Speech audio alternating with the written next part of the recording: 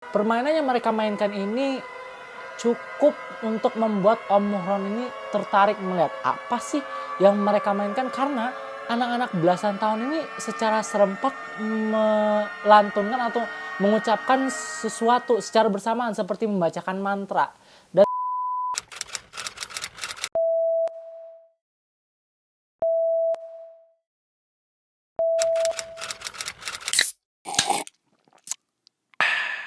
halo Wal, assalamualaikum warahmatullahi wabarakatuh. Balik lagi bersama di sini. Gimana kabarnya Wal? Udah lama ya nggak ngabarin ya. Ada ya begitulah. Masih sibuk nih, masih di masa-masa sibuk. Bukannya tidak mau mengupload di YouTube, cuma memang lagi sibuk saya di kerjaan. Apalagi nanti sampai Mei, aduh.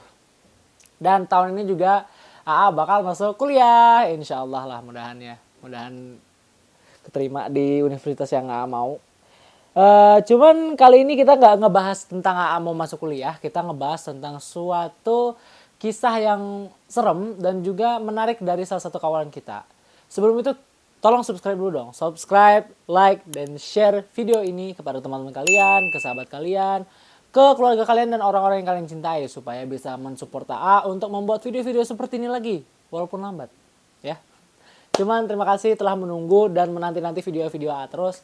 Seperti yang bilang, tidak akan stop nge-YouTube ini sampai kita tembus 10 juta subscriber. Amin. Sebelum itu, mari kita ngopi dulu. Pinggangku.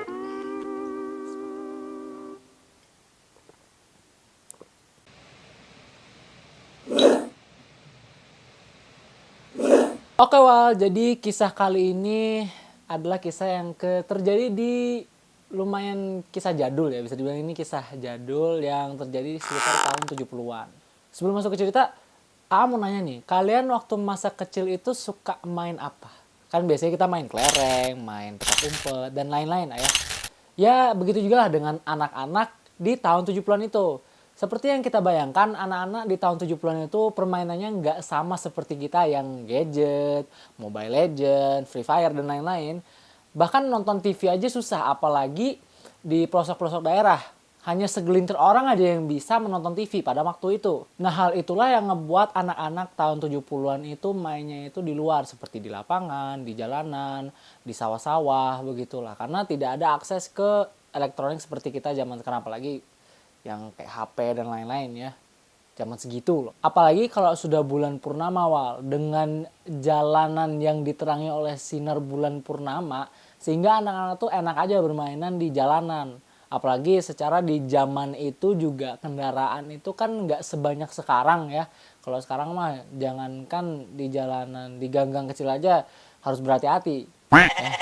Ugal-ugalan lah. Dari sekian banyaknya jenis permainan yang dimainkan anak-anak zaman 70-an itu, ada satu permainan, ini bisa disebut permainan sih. Pokoknya permainan yang dilakukan oleh anak-anak zaman dulu, zaman 70-an itu, yang hampir semua anak tuh hafal, tapi menurut kita tuh bisa ngebuat bulu kuduk kita merinding.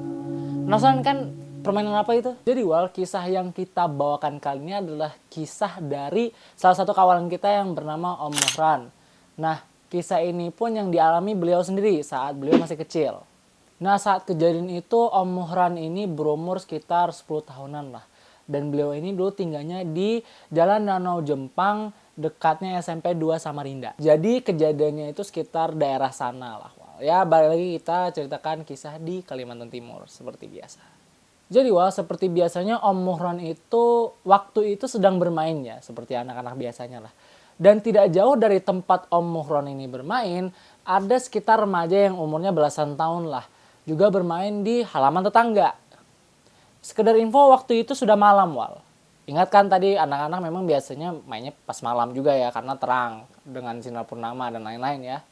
Permainan yang mereka mainkan ini cukup untuk membuat Om Muhron ini tertarik melihat apa sih yang mereka mainkan, karena anak-anak belasan tahun ini secara serempak melantunkan atau mengucapkan sesuatu secara bersamaan seperti membacakan mantra.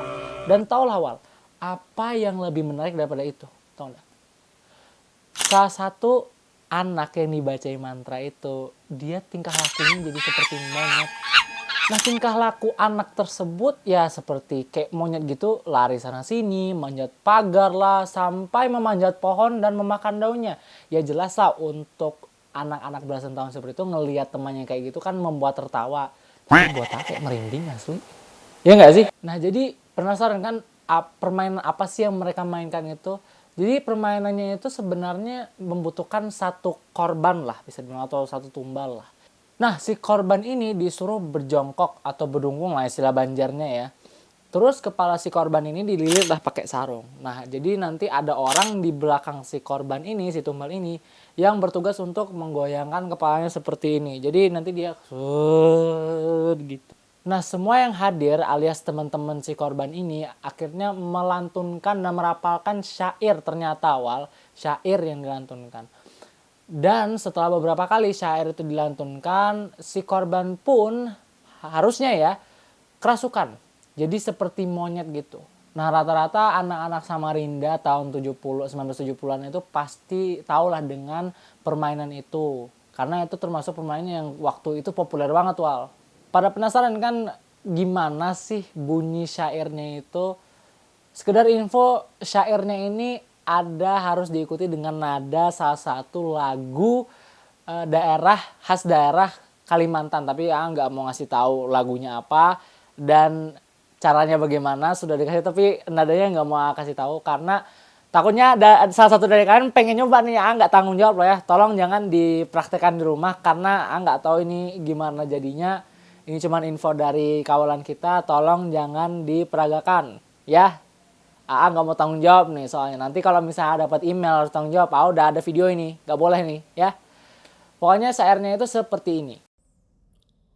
Unggat-inggat samuning, samuning samudra dara, dara-dara kuraing, kuraing tunggang tungging, panginanang surat kapi bintulung, bintulung kejadian, jadikan seekor warik, wariknya loncat pagar, pagar siapa itu? Bun kali bun terjejak tahi abun.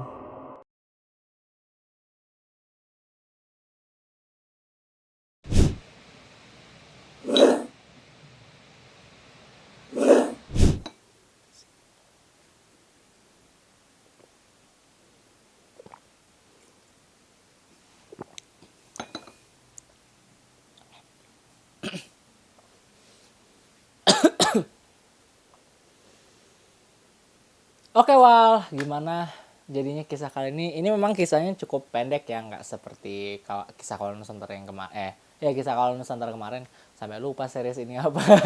Cuman gimana menurut As ini lumayan menarik ya. Ada sejarahnya, ada ini permainan dari apa dan lain-lain. Tapi tolong jangan peragakan di rumah ya, nggak tanggung jawab loh ya. Sekali lagi, nggak tanggung jawab, jangan peragakan. Kalau tahu nadanya apa, diam aja, nggak usah di-spill di komen, tolong. Dan ini kita jadikan sebagai salah satu kisah kita aja ya. Kita nggak perlu mempraktekkan karena jujur nggak tahu gimana dampaknya nanti. Karena ini cuma dengar dari Om Muhran aja. Terima kasih. Oh ya, sekali lagi terima kasih Om Muhran telah mengirimkan kisah yang cukup menarik ini. Dan ini juga menambah wawasan juga, alhamdulillah. Dan terima kasih ke kalian juga yang telah menunggu video-video A juga. Maaf, A juga sibuk banget belakangan ini, bener-bener deh. Cuman insya Allah nanti pasti ada waktunya kita akan balik lagi ke per minggu ya. Tapi karena ini masih sibuk, jadi ya tolong dimaafkan dan tolong dimaklumi. Anyways, hit that like and hit that like, subscribe, and share video ini ke teman-teman kalian, sahabat-sahabat kalian, orang-orang tercinta kalian, keluarga kalian, supaya bisa mensupport AA dalam melakukan dan mengupload video-video YouTube selanjutnya. Terima kasih as always Wal. I'm very grateful to Allah because karena kalian sudah menonton AA dan support AA. And I'll see you guys in the next ngopi. Ngobrol sepi bareng AA. Bye. Assalamualaikum. Apa? Jadi kejadiannya itu sekitar seputar sana ya. Ih, Bujur-bujur.